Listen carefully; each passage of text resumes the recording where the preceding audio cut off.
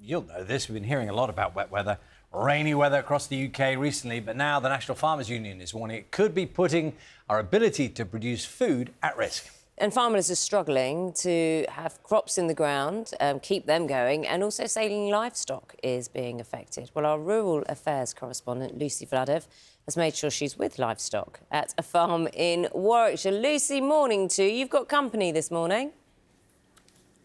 Good morning. Yes, it's lambing season and it's a critical time for sheep farmers. They need lambs like this to be born in the sheds, but they also need them to be able to go outside to grow and to graze. But it's also a really important time for crops as well. Many of the seeds that go in the ground at this time of year become the things like bread that we all eat. So what is going on at the moment? Well, the ground is soaked, and if you imagine walking through a muddy field squelching in your Wellington boots, you can imagine how hard it is for a seed to grow through it or an animal to graze on it. So there are, of course, financial implications, but there are also mental health implications as well. It's been a hard time for farmers. This field isn't going to have anything in this year. There's no way you can get a crop in that. You really do question why you do it. A really hard time for a long time. We've been putting on little coats on some of the newborn lambs to help protect them from the rain. Most fields haven't dried out since last year as the UK experienced its wettest 18 months on record.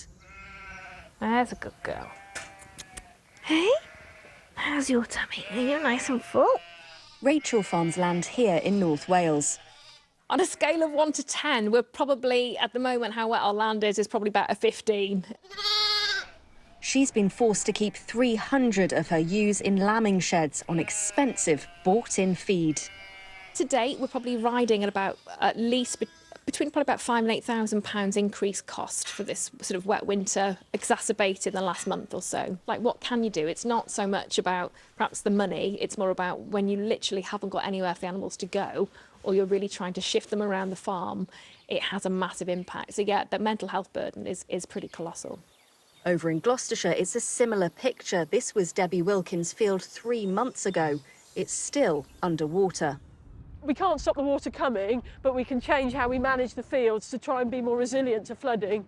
But even with that this year, we're still not being able to graze the fields when we should be able to. It's so bad that agricultural organisations and the National Farmers Union are warning of a drastic reduction in crops, saying a crisis is building for both food supplies and farmers' finances. It will have a financial implication, yes, definitely. And there's also the implications from actually when the floods were high and they knocked fences down, they destroyed crops that I'm going to have to reseed, there's rubbish that I'm going to have to pick up on the fields. So there's more than just the lack of being able to go there, it's the fact that things aren't growing and I have to do repairs. This week, the government announced its compensation plans for farmers in England affected by flooding over the winter. But many say it's not enough.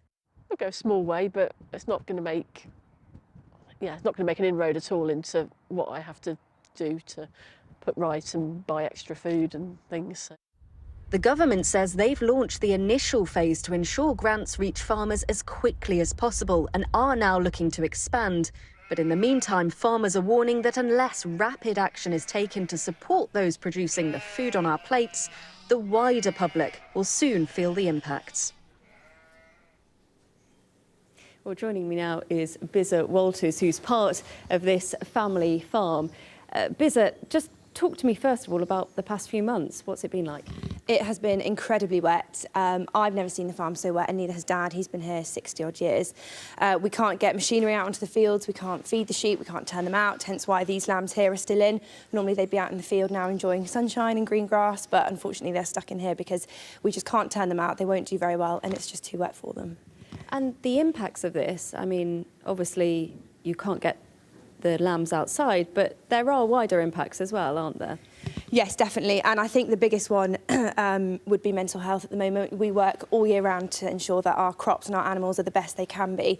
So when you're going out in the morning to check them and you've got lambs hunched over, ewes aren't milking, you've got ewes that are lame because it's just so wet and it's affecting their feet, it's actually quite soul destroying. At the end of the day, it's a business, it's got to be profitable, but when it's affecting your mental health and the welfare of your animals, that comes before anything.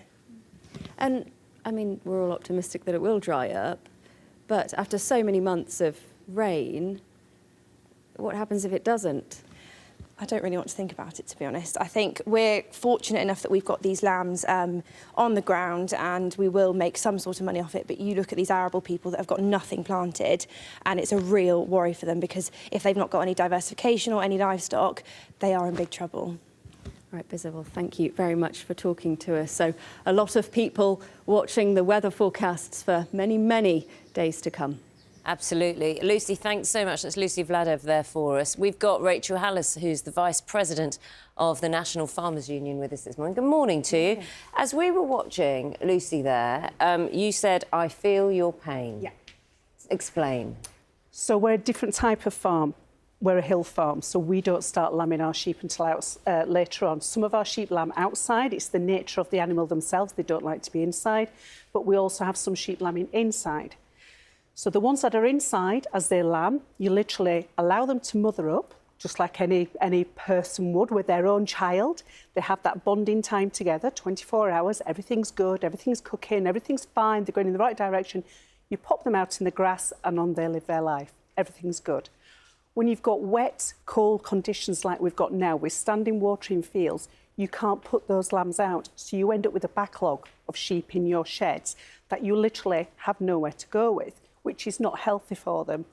When you're lambing outside, you end up with sheep that are having newborn lambs outside. Now, don't get me wrong, these hill sheep are really resilient.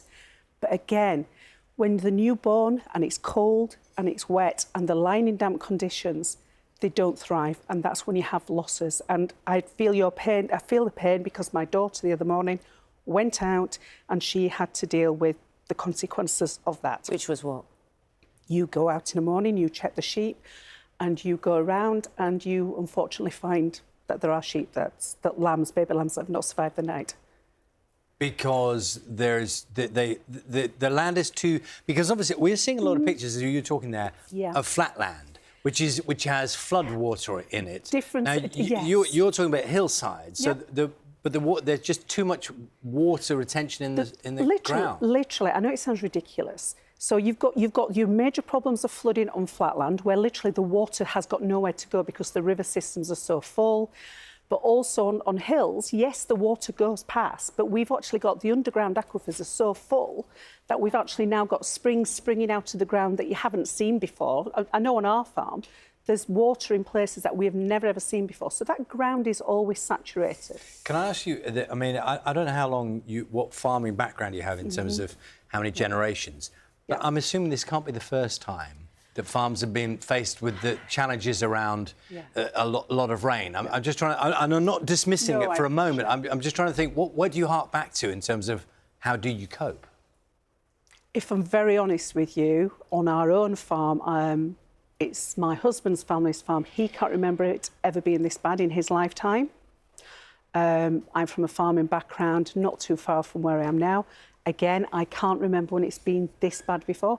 I think the thing is this time, it's not in pockets around the country. It's literally blanket across the country. This rain started, it's ridiculous, really. We're talking about this. We're in Ireland, it rains. It started in July and it just hasn't stopped. It's just kept on going and kept on going. So, you're right, we're in Ireland, it rains, you know. So no one can stop the rain. No. OK. I don't think that'd be good either. And so what is the answer in terms of the support you need? It's all very well saying, OK, we need more support with feed or funding, you know, like that, but that's not a realistic model, is it? Because the weather will happen, changes will happen. I completely agree. It's not a realistic ask at all.